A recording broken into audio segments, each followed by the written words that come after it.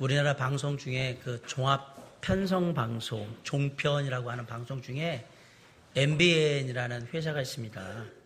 이 MBN이라는 회사의 아주 인기 프로그램 중에 하나가 있는데 나는 자연인이다.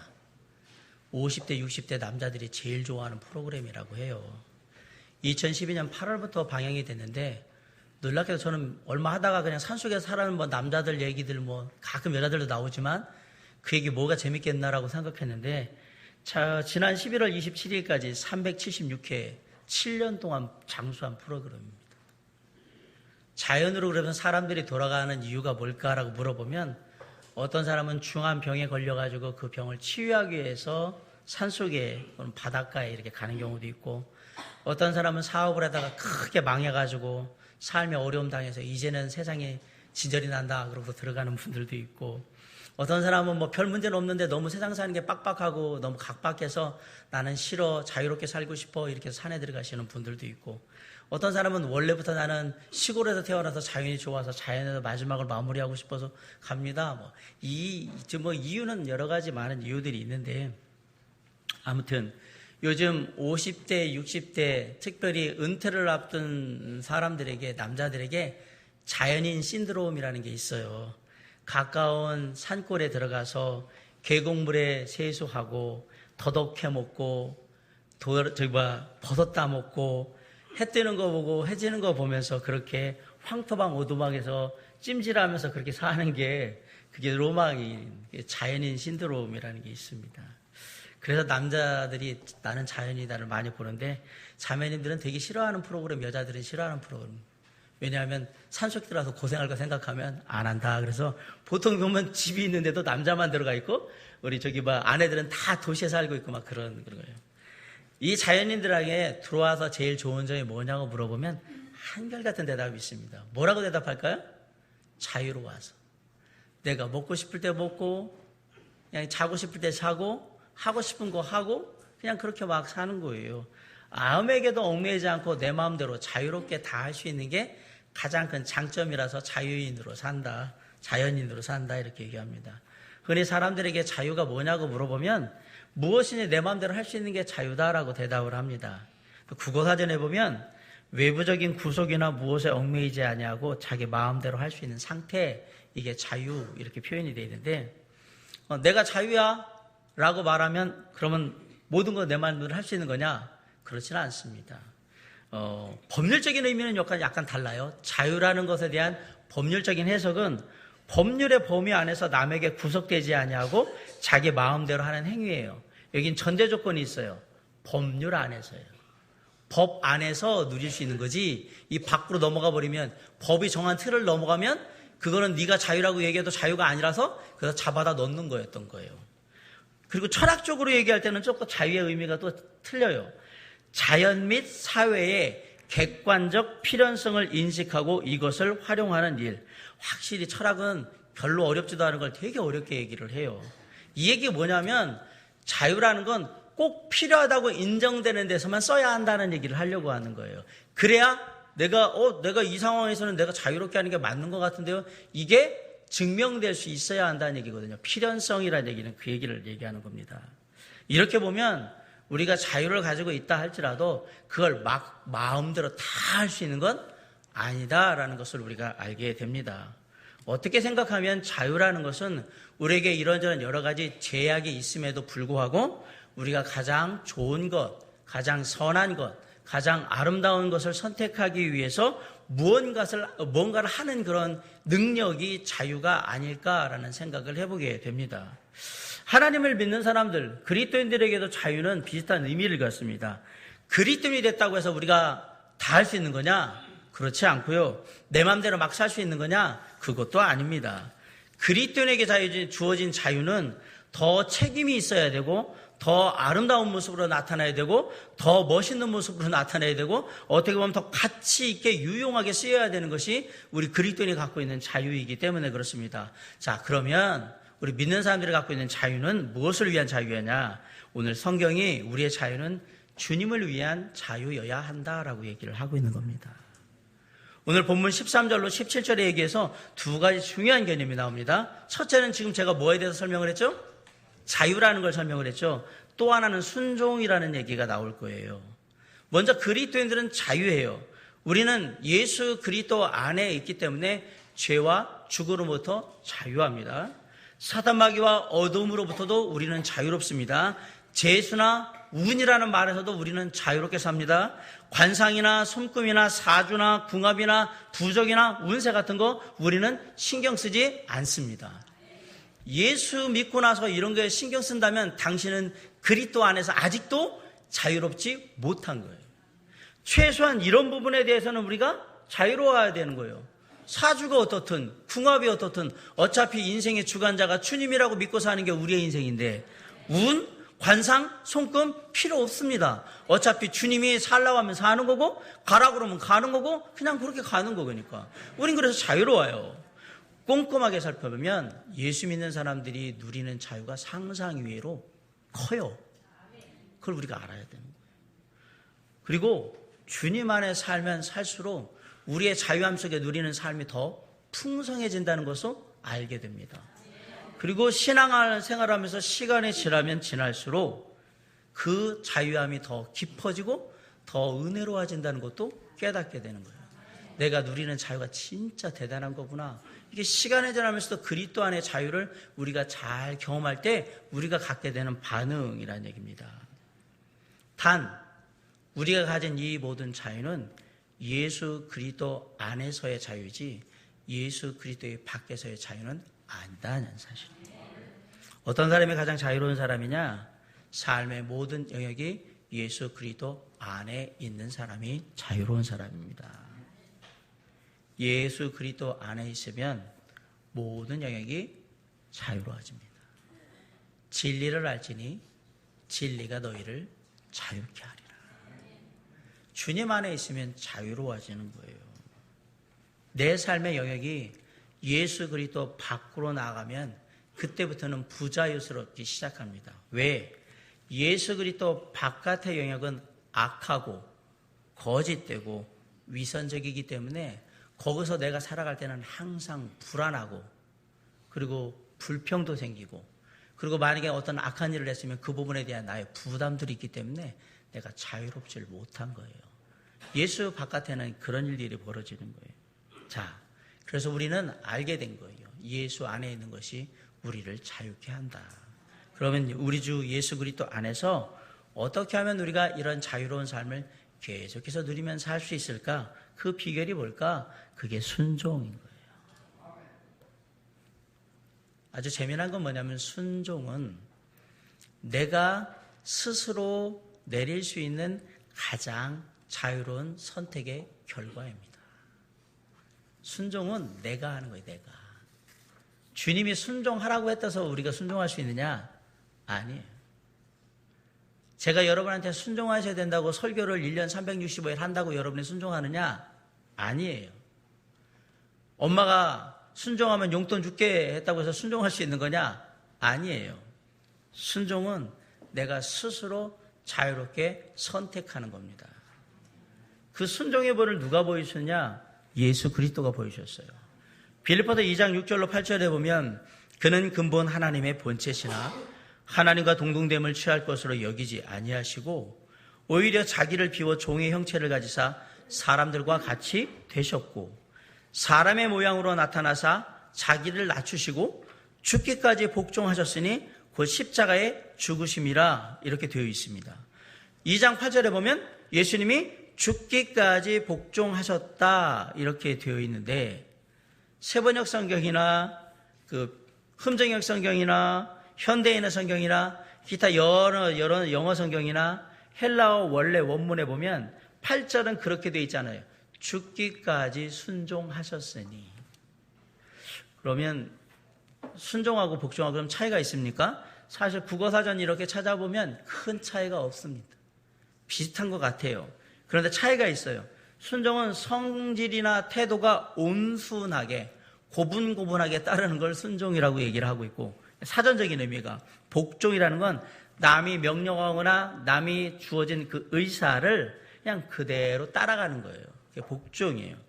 그러면 예수 그리스도께서 하늘을 떠나 이 땅에 오셨다는 것은 복종하셨다는 의미일까요? 순종하셨다는 의미일까요? 스스로라고 얘기했잖아요. 순종하셨다 얘기예요. 스스로 당신이 선택하셔서 이 땅에 우리를 구원하시기 위해서 그냥 오신 거예요. 예수님의 선택은 자유로운 선택이에요. 스스로 그 선택을 하셨고 고통의 길로 가셨어요. 그걸 우리는 뭐라고 해요? 순종의 길을 가셨다 이렇게 얘기하시는 거예요. 그리고 그 순종의 마지막에 뭘 했어요? 십자가에 달려 죽으심으로 말미암아 모든 인류의 죄로부터 모든 일을 구원하기 위한 십자가의 사역을 완성하셨던 겁니다. 그 순종의 길을 가심에도 불구하고 스스로 선택해서 그 고난의 길을 가셨음에도 불구하고 예수 그리스도는 그 길을 기쁘게 가셨는데 그 길을 기쁘게 갈 수 있었던 이유가 뭐냐? 우리를 사랑하기 때문에. 사랑하는 사람을 위해서 그 길을 가는 거기 때문에 기쁘게 갈 수 있었다라는 얘기예요. 예수님의 선택은 자유로운 선택, 스스로 하신 선택이에요. 당신의 사랑하는 영혼들을 위해서, 자녀들을 위해서 하신 선택이에요. 근데 이런 선택과 반대의 선택이 강요잖아요. 사람이 제일 싫어하는 게 뭐냐? 하기 싫은 걸 하라고 강요하는 걸 제일 싫어합니다. 사람이 행동이나 생각을 자꾸 강요하기 시작하면 이제 속으로 어떠지 못해서 위치가 그래서 뭐라고 안 그래도 막 있으면 이 안에 이제 불평과 원망이 막 쌓이게 돼요. 그리고 마침내는 결국은 이 강요가 지나치게 되면 폭발을 하게 됩니다. 그것이 안 좋은 모습으로 많이 사회에서 나타나기 시작을 하는 거죠. 자유로운 선택과 강요된 선택은 그 결과에 엄청난 차이가 있다라는 사실을 잊으시면 안 됩니다. 우리 그리스도인들이 내리는 모든 선택은 예수 그리스도 안에서 순종, 쉽게 말하면 자유로운 선택이 되어야 한다라는 얘기예요. 자, 한번 돌아봅시다. 그럼 나는 지금까지 얼마나 주님의 뜻에 순종하면서 자유롭게 주님께 기꺼이 나의 삶을 향한 결정들을 했을까? 크고 작은 일들이 있을 때 정말 순종하는 마음으로 이거를 했을까? 아니면 하기 싫은데 떠밀려가지고 억지로 어거지로 막 그런 걸 했을까? 물론 주님 안에서 아무것도 안 하는 것보다는 억지로라도 의지적으로라도 내가 그래도 그냥 뭐 해야 되나 보다 이렇게 생각하고 하는 게 저는 조금이라도 더 낫다고 생각을 합니다. 그러나 신앙생활을 우리가 제대로 한다면 이제는 우리가 순종의 질에 대한 우리의 선택의 질에 대한 생각을 해야 돼요. 퀄리티를 생각해야 돼요.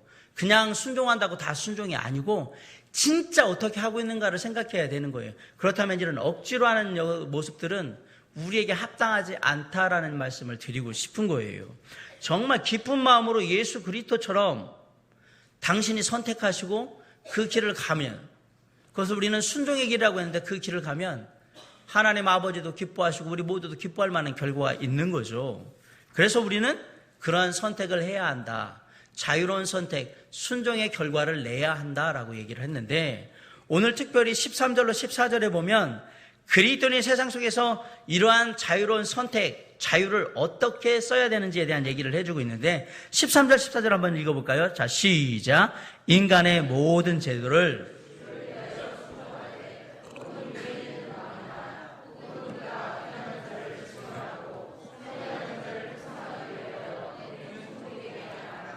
아멘.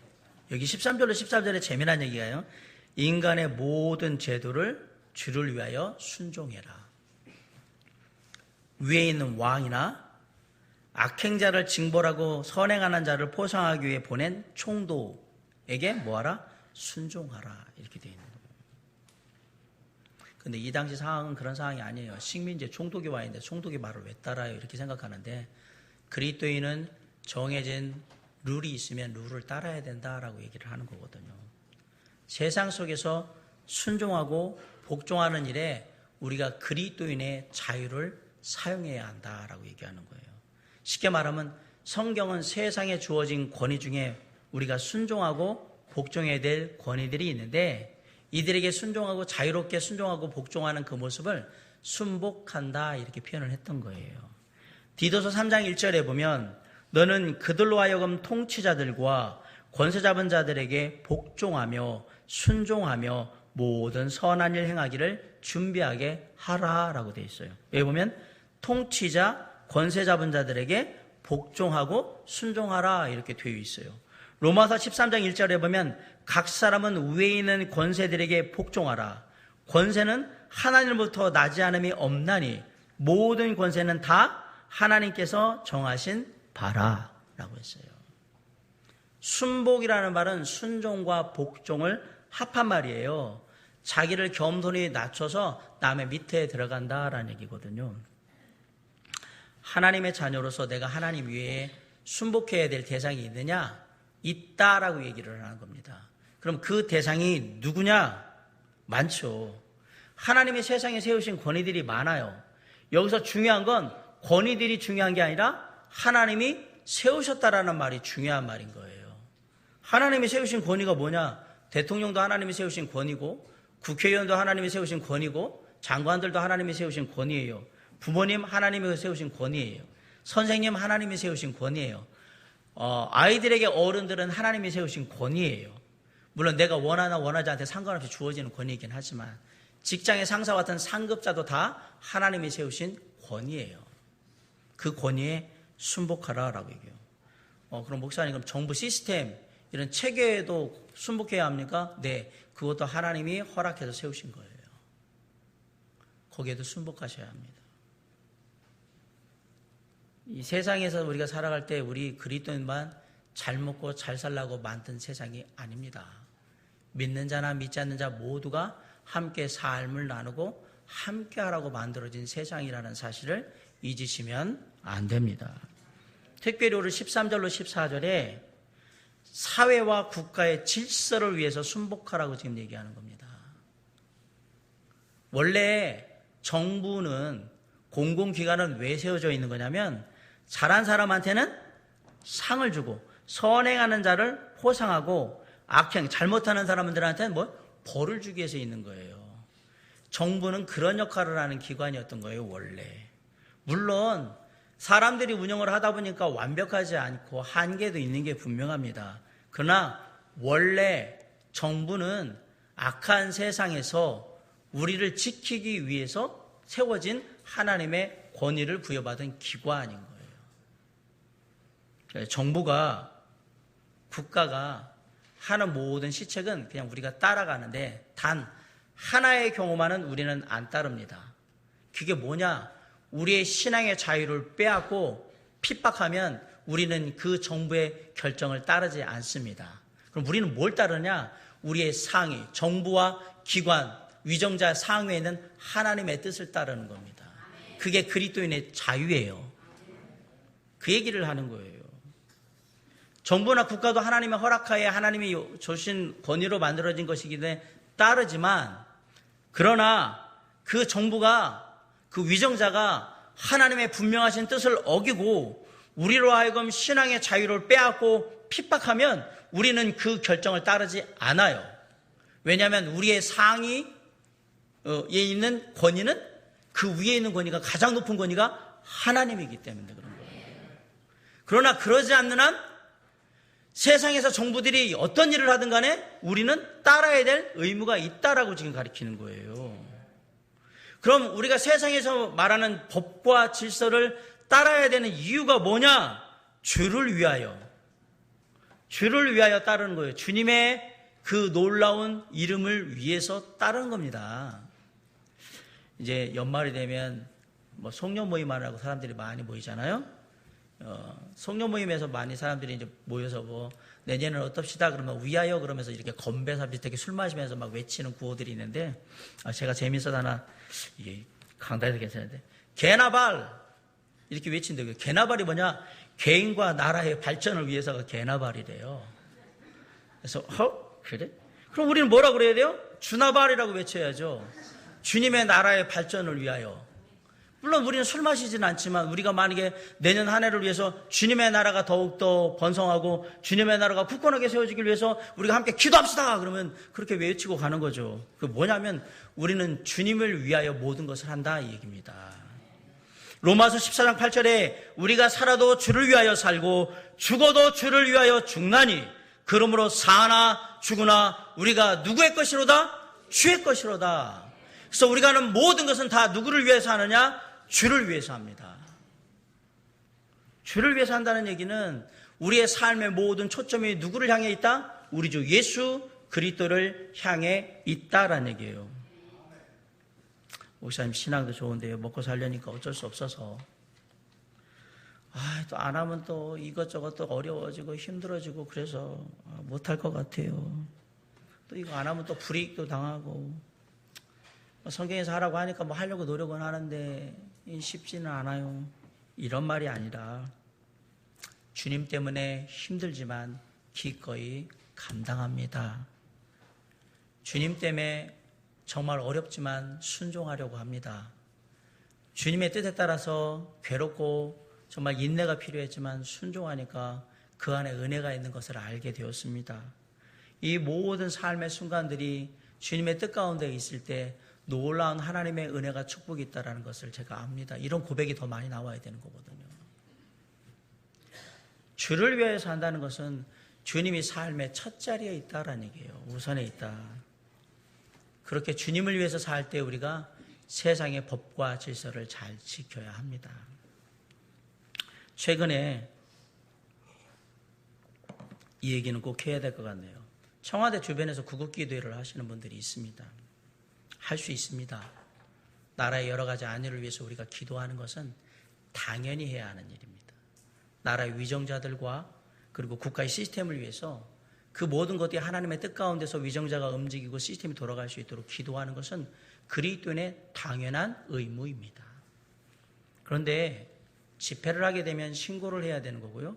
신고를 하면 거기에 집회에 따른 준수 사항이 있습니다. 왜냐하면 집회라는 것이 누군가에게 해를 끼치거나 누군가의 삶을 방해하는 수준에서 이루어지면 불법이 되도록 정해져 있기 때문에 법령에.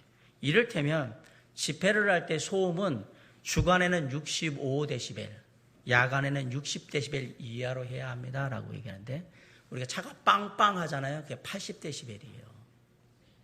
그 밑으로 해야 한다는 얘기고. 그리고 우리나라는 그런 기준이 없는데 선진국에서는 보통 9시 이후에는 집회를 못하게 됐거나 막 그래요. 왜냐하면 사람이 자야 되고 안정을 취해야 되는데 너희들의 권리가 아무리 중요하고 너희들이 요구하는 바가 되게 소중한 걸 할지라도 다른 사람의 것을 피해를 끼치면서까지 그렇게 하면 안 된다고 정해져 있는데 우리나라는 24시간 집회가 가능하도록 되어 있더라고요.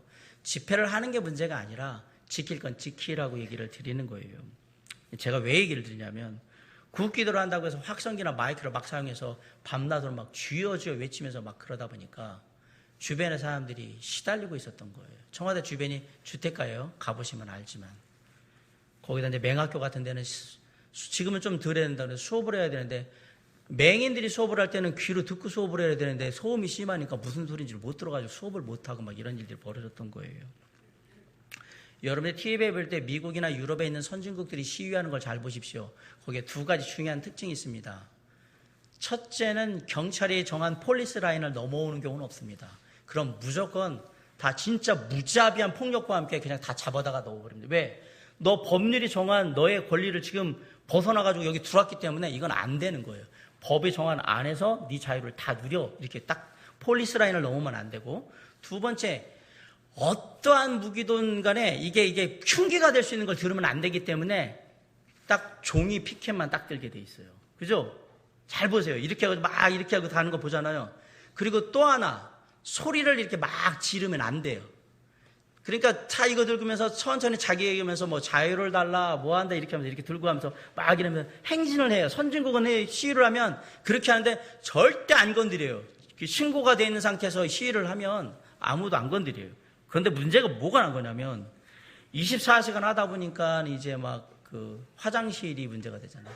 근데 그쪽에 아시지만 화장실이 많지 않습니다. 그리고 건물들이 대부분의 건물들이 만약에 그 상가 건물 아닌 건물들, 뭐 공공기관 건물들은 다 닫아버리기 때문에 그럼 화장실을 못 쓰죠. 무슨 일이 벌어졌느냐? 주변에 상가나 건물에 들어가지고 화장실을 썼는데 화장실이 이제 막 넘치고 막 더럽고 그러니까 사람들이 어디면 계단이나 통로에 안 보이는 데다가 대소변을 막 봐가지고 그래가지고 건물에서 이제 오물 냄새가 막 나니까 사람들이 뭐라고 하는 거면 해도 이 교회 다니는 사람들 진짜 너무한다고.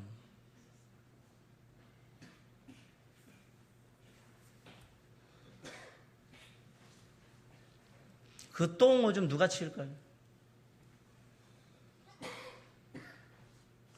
이게 지금도, 어제도, 오늘도 있게 될, 내일도 있게 될 일입니다. 그러면서 욕하는 게 기독교에 대한 욕을 그냥 막, 이 교회 다니는 것들, 이럴 거면 집에서 구급기도를 하든지 교회에서 하든지 하지 왜 거기 가서 그러고 있습니까? 그리고 하려면 룰을 지키고 하든지. 하시는 분들이 아마 이 설교를 듣고 누군가 그런다 그러면 나라가 지금 어느 꼴인데 이러냐고 얘기를 하시겠죠. 저는 지금의 대통령을 존경하지도 않고요, 지금의 위정자들을 존경하지도 않습니다. 그러나 우리 위에 세운 권위이기 때문에 그 권위를 따라서 주어지는 법과 질서를 지키는 그리스도인입니다. 지금 국회의원들, 정치인들 하는 거 보면 열불이 납니다. 진짜 정남이가 뚝뚝 떨어집니다. 그 사람들이 그렇게 할 수 있도록 만들어준 사람들이 누굽니까? 저하고 여러분 아닙니까? 누구한테 뭐라고 얘기하려고요? 할 말 없어요.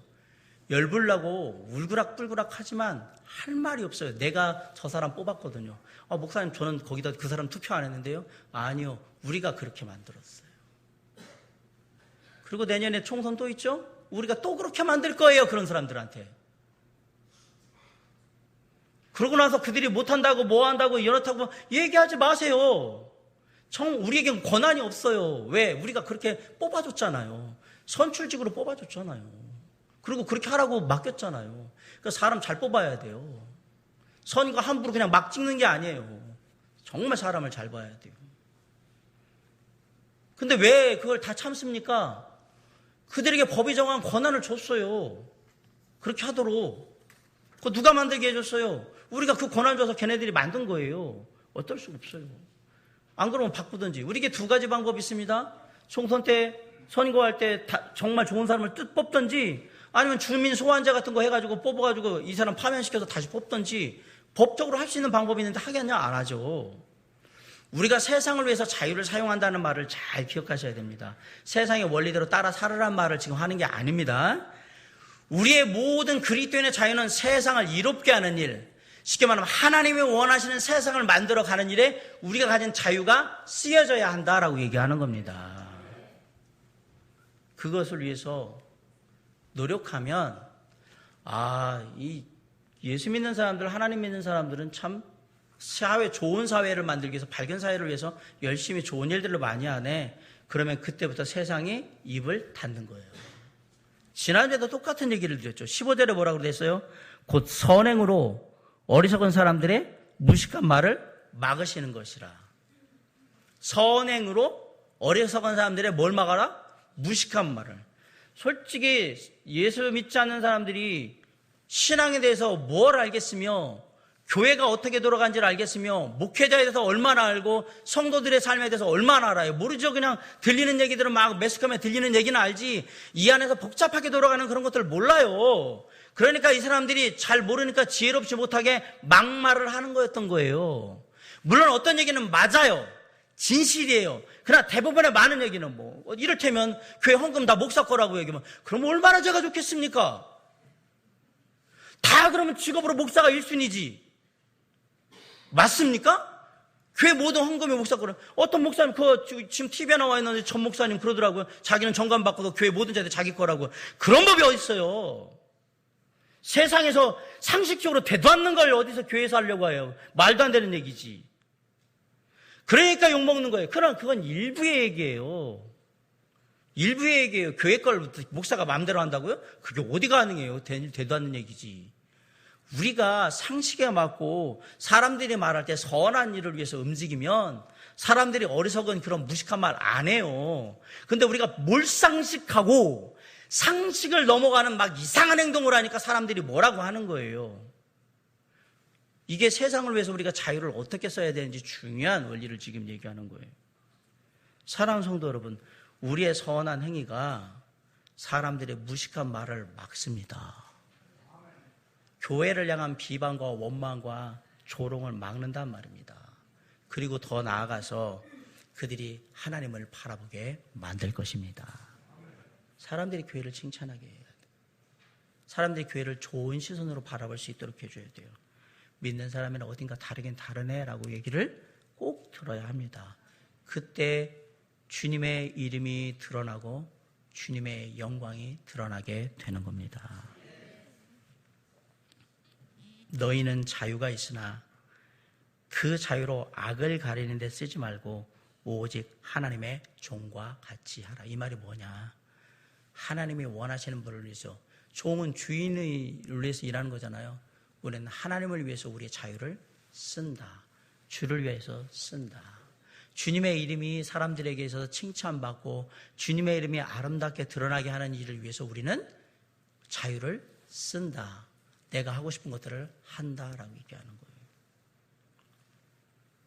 제가 아파트에 살잖아요.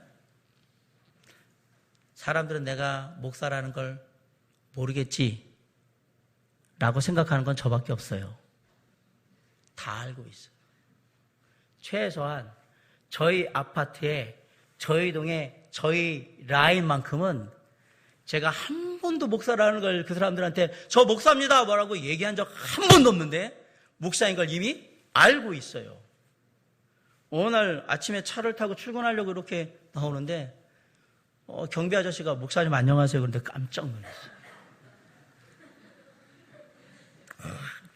깜짝 놀랐어요. 왜? 저는 경비 아저씨인데 제가 목사라고 얘기한 적이 없어요. 그분이 알고 있어요. 목사님이라고. 윗집에 어느 집이 사는지 모르지만 그 사람은 내가 목사인지 모르겠지. 알고 있어요. 참, 그래서 우리가 제대로 살아야 합니다. 어디 가서 진짜 대도 않는 짓 하면 안 됩니다. 다 알고 있습니다. 사랑하는 성도 여러분, 우리가 하는 하나의 말, 하나의 행동이 이 사람들의, 어리석은 사람들의 무식한 말을 막을 수 있다는 것을 잊으시면 안 됩니다. 최소한 아까 같은 경우가 되면 화장실을 상가 같은 데 쓰게 되면 조를 따서 자발적으로라도 청소를 하든지, 아니면 그 상가 주인이나 있는 분한테 우리가 이런 기도회 하는데 불편 끼쳐서 죄송합니다. 최선을 다해서 불편하지 않도록 해보겠습니다라고 하든지 자율적으로 만들어서 하면 되잖아요. 그게 그리스도인이란 말이에요. 어때 뭐 내 건물 아닌데 아무데나 똥을 좀 싸도 뭐 지들이 알아서 하겠지. 이게 어떻게 그리스도인이에요? 세상의 사람도 상식 있는 사람은 이 짓 안 합니다. 어떻게 이게 그리스도인이라고 얘기하면서 거기서 나가가지고 다 하고서 나가서 주여 이게 나옵니까? 저는 이해가 안 갑니다. 이해가. 지금 기도회를 하는 게 뭐라고 얘기하는 게 아니라 우리가 뭘 어떻게 해야 되는지를 지금 모르고 있는 상황이 되니까 너무 이해가 안 가는 거예요. 이거 가르쳐야죠. 그렇게 하시라고. 우리가 그렇게 해야 합니다. 그래야 세상의 사람들이 하나님을 욕하지 않습니다라고 하죠. 한 사람 한 사람의 좋은 행실과 좋은 말이 정말 중요해요. 이게 주님을 위해서 사는 우리의 자유로운 모습이었던 거예요. 근데 자유로운 것 얘기는 아무것도 안 하고 내 마음대로 하는 거잖아요. 근데 잘 보세요. 우리가 주님을 위하여라는 말에 자유로움을 딱 붙이면 내가 내 마음대로 하는 게 아니라 사람들을 향해서 격려의 말을 하고, 내가 진짜 마음에 안 들기도 하지만 이 마음을 가라앉혀서 뭔가 좀 더 정돈된 말을 하고, 그리고 정말 뭔가 내 기분 나쁜 걸 표현할지라도 정말 이걸 잘해서 내가 정중하게 표현할 수 있도록 하고, 이렇게 조금씩 이렇게 맞춰야죠. 그게 주님이 내게 허락하신 자유인 거예요. 내가 왜 그렇게 자유를 나 스스로가 이렇게 쉽게 말하면 절제해서 쓰느냐? 주님을 위하여, 주의 이름을 위하여. 그것을 우리는 순종이라고 하는 거예요. 내가 네가 그렇게 하길 원한다. 네, 주님 제가 그렇게 하겠습니다. 자유는 쓸 줄 아는 사람에게 주어지는 겁니다. 그 누구도 어린아이에게 부엌칼 주면서 마음대로 쓰라고 주지 않습니다. 그 누구도 운전면허가 없는 사람한테 차 켜주면서 마음대로 자유롭게 운전하라고 키 주지 않습니다. 왜요? 쓸 줄을 모르기 때문에. 주님이 우리에게 자유를 주셨어요. 원래 우리는 자유가 없던 사람들이에요. 우리는 영적으로 죄인이었어요. 아까 말한 예수 그리스도 바깥에 죄악된 세상에 있을 때 우리는 늘 거짓되고 늘 죄악되고 늘 위선적이었어요. 그 죄악에 얽매여가지고 늘 그렇게 살았어요. 남들이 내가 못된 짓 하는 거, 못된 말 한 거 혹시라도 생각하면서 또 뒤집어낼까봐 늘 불안했고, 내가 마음속에는 그렇지 않은데 여기에 지만 시커먼 마음 갖고 있는 게 걸릴까봐 늘 불안했고, 늘 그런 삶을 살았던 사람들이에요. 그런 우리를 사랑하셔서 예수 그리스도께서 스스로 자유로운 선택에 의해서 이 땅에 오셨어요. 그리고 스스로 순종함으로 고난의 길을 걸으시고 십자가에 달려 죽으심으로 말미암아서 이 모든 사실을 믿는 사람들에게 죄로부터 자유함을 주셨습니다. 그 자유가 어디서 온 거냐? 예수 그리스도에게 온 거예요. 주님이 그 어려운 고난의 길을, 힘든 고난의 길을 기꺼이 걸어오시면서 아버지의 뜻을 행하셨던 이유는 저와 여러분을 사랑하기 때문입니다. 그 주님이 이제 우리에게 얘기하는 거예요. 내가 너희에게 십자가의 그 놀라운 은혜로 죄로부터 자유함을 주고 내 안에서 모든 것들을 이룰 수 있는 힘을, 능력을 주니 그것을 마음껏 사용하라. 그래서 우리가 구원받은 다음에 뭐냐면 나의 삶을 위한 자유를 써서 말씀도 읽고 기도도 하고 전도도 하고 교제도 하고 막 그런 걸 했던 거예요. 근데 주님이 얘기하는 거예요. 이제 네가 설 만큼 섰으면 네 자유함을 더 많이 펼칠 수 있는 영역을 좀 한번 살펴볼까? 라고 해서 딱 보니까 뭐예요? 내 자유함을 나눠야 될 사람들이 또 있는 거예요. 그게 17절이었던 거예요. 17절 한번 다 같이 읽어봅시다. 시작!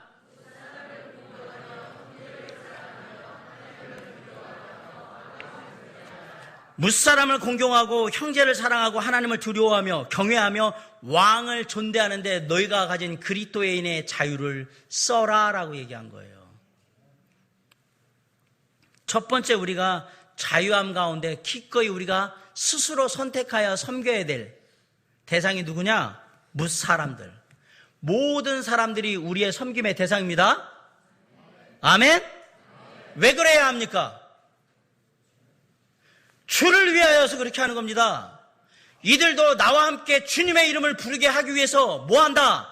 그들을 공경한다. 아멘? 잘났다고 내가 빌빌거리고 이 사람 힘없다고 막 내가 갑질하고 이런 거 아니에요. 모든 사람은 하나님 안에서 우리를 통해 섬김받을 대상이라고 지금 얘기하는 거예요. 우리는 그것을 위해서 우리의 자유의 일부를 씁니다 라고 있고요. 두 번째, 형제. 이건 믿음 안에 있는 형제 자매들을 말하는 거예요. 그들을 사랑하는데 당신이 가진 자유를 쓰세요.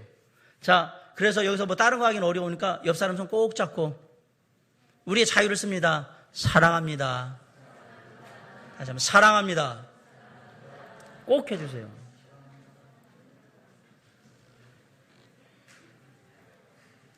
어느 분은 사랑합니다 하고 인사를 하니까 내 자유야, 내가 안 할 거야, 나 사랑한다 안 할 거야. 아니요, 그리스도인으로서 뭐 하라고 얘기하는 거예요? 기꺼이 그것을 하라고, 순종하라고 얘기하는 거잖아요 지금. 그게 하나님의 뜻이니까. 세 번째, 누구를, 하나님을 두려워하는데 자유를 사용하라고 그런 거예요. 경외하는데. 쉽게 말하면 예배를 드리고 기도하고 말씀 보고 하나님을 드높이는 일에, 모든 일에 내가 자유롭게 그 일을 하라, 마음껏 그 일을 하라고 하는 거예요. 자, 이건 빠지고. 자, 네 번째, 그럼 누구를 위해서 자유를 써야 합니까? 왕을 존경하라고 하잖아요. 여기 왕이 누구예요, 이게? 지금 말하면 위정자잖아요. 대통령 같은 사람이잖아요. 하나님께 세우신 권위를 우리가 가진 자유로 법과 질서를 지키면서 함께 해라라고 얘기한 거예요. 이 내용들 지금 제가 설교했던 내용들의 요약이에요. 17절이. 주님을 위해서 모든 사람들을 섬기고, 그리고 특별히 믿음 안에 있는 형제자매들을 사랑하며, 그리고 늘 하나님을 경외하는 마음으로 주님께 우리의 자유로운 모든 것을 마음껏 펼치는 가운데 우리를 다스리는 세상의 권위가 있는데 그 권위를 잘 따라가라라고 얘기를 한 거예요. 이렇게 보니까 자유는 참 아름답고 멋있고 가치 있는 것입니다. 역사 이래로 많은 사람들이 자유를 얻기 위해서 많은 대가를 지불을 했습니다. 우리와 그 사람들이 다른 점이 있다면 그들은 자유를 얻기 위해서 스스로 대가를 지불했지만 우리는 자유를 얻기 위해서 우리가 한 게 아니라 누군가가 대가를 지불해 주셨는데 그분이 바로 예수 그리스도인 거예요. 놀랍게 세상의 사람들이 어떤 자유를 얻었다고 나름대로 막 그런 자유를 보니까 사상의 자유나 체제의 자유를 말하고 있고 경제적인 자유나 사회적인 생활에 어떤 자유를 얘기하고 있는데 우리가 얘기하는 자유는 그런 자유가 아니에요. 이 모든 걸 다 포함하고 그보다 훨씬 뛰어난 영적인 자유, 참된 자유를 얘기하는 거예요. 그 자유는 오직 우리 주 예수 그리스도를 통해서 주어집니다. 베드로가 그 얘기하는 거예요. 그 자유를 가진 자로서 우리가 주님 안에서 행하되 세상을 향하여서도 우리가 자유자인 것을 마음껏 보여줘라. 그래서 그들이 우리가 가진 참된 자유의 가치를 보고 내가 세상에서 늘렸던 자유는 요것밖에 안 되는데 그리스도 안에서의 자유는 엄청 크구나. 나도 그 자유를 누리고 싶다. 그리고 이 사람들이 그리스도 안에서 참된 자유를 누리는 걸 보니까 내가 사는 것보다 훨씬 더 상식에 뛰어나고 교양 있고 배려하고 은혜롭고 온유하고 뭔가 나하고 다른 삶을 살고 있구나. 나도 참된 자유를 갖고 싶다라고 생각할 수 있도록 보여주라고 지금 얘기하는 겁니다. 그걸 보여주라고 세상 사람들한테. 진짜 어떻게 그렇게 할 수 있어? 주님 안에서 참된 자유를 가진 자는 할 수 있다는 것을 저와 여러분이 보여주셔야 합니다. 사랑하는 성도 여러분, 우리는 이미 참된 자유를 어떻게 하면 얻을 수 있는 답을 가지고 있어요. 예수 그리스도. 그리고 그 예수 그리스도를 마음속에 모신 모든 사람들은 주님 안에 자유함을 누린다고 성경은 우리에게 얘기하고 있습니다. 진정한 자유를 누리시기 바랍니다. 그 자유가 세상의 사람들에게 조롱받는 자유가 아니라 부럽고 나도 갖고 싶은 자유가 되어서 그 세상의 사람들이 더 놀랍고 큰 자유를 위해 우리를 통해 예수 그리스도의 이야기를 듣거나 주님 앞에 나올 수 있도록 우리의 자유는 가치 있는 자유가 되어야 되고 잘 쓰여져야 하는 것입니다. 세상이 많이 혼란스럽습니다. 그럴 때일수록 그리스도인답게 삽시다. 참된 그리스도인의 자유가 뭔지를 보여줍시다. 그래서 세상의 사람들이 그 세상 안에 있는 자유가 아니라 그리스도 안에 있는 참된 자유를 향해 건너올 수 있도록 그 중요한 다리 역할을 가정에서, 일터에서, 그리고 학교에서, 삶 속에서 잘 감당하는 저와 여러분이 될 수 있기를. 그래서 저와 여러분을 통해서 우리 주 예수 그리스도의 이름이 아름답게 칭송받는 일들이 날마다 이루어질 수 있기를 주님의 이름으로 간절히 축원합니다. 기도하시겠습니다.